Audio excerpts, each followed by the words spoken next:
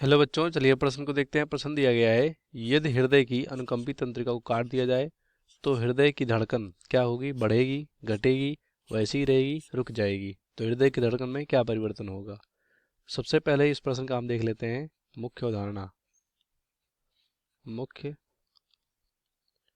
अवधारणा, तो यहाँ पर इस प्रश्न का मुख्य अवधारणा होगा जो हमारा तंत्रिका तंत्रिका तंत्र। तो यहाँ पर बोला गया है क्वेश्चन में कि जो हृदय की अनुकंपी तंत्रिका है, तो जो हमारा यहाँ पर तंत्रिका तंत्र होता है वो अनुकंपी परानुकंपी इस तरह से होता है।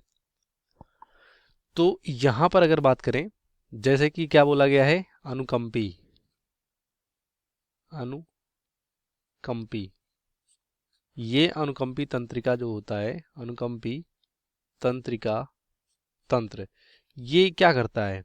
ये सिंपल यहाँ पर जो भी सूचनाएं होती हैं ये हृदय तक पहुंचाता है। कहाँ पर?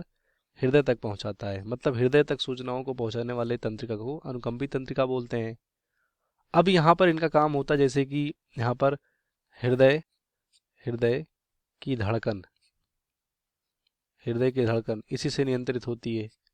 उसके बाद जो अलर्टनेस होता है, यानी जो यहाँ पर बोल सकते हैं सजगता, जैसे हम किसी चीज को, किसी खतरनाक चीज को देख लिए यहाँ पर, सजगता, तो खतरनाक चीजों को देखने के बाद हमारी धड़कन जो होती है वो तेज हो जाती है, सांसें तेज हो जाती हैं, अलर्ट हो जाते हैं हम।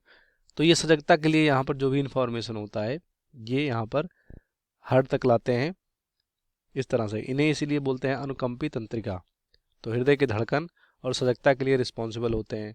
तो अगर ये सूचना, मतलब इस तरह से यहाँ पर जो क्रिया में परिवर्तन हो रहा है वो हृदय से करवा रहे हैं या हृदय के द्वारा यहाँ पर हो रहा है, तो हृदय की अगर अनुकंपित तंत्रिका को काट दोगे तो यहाँ पर क्या होगा? हृदय की जो धड़कन है ना, हृदय की धड़कन वो क्या हो जाएगी? वो यहाँ पर घट जाएगी।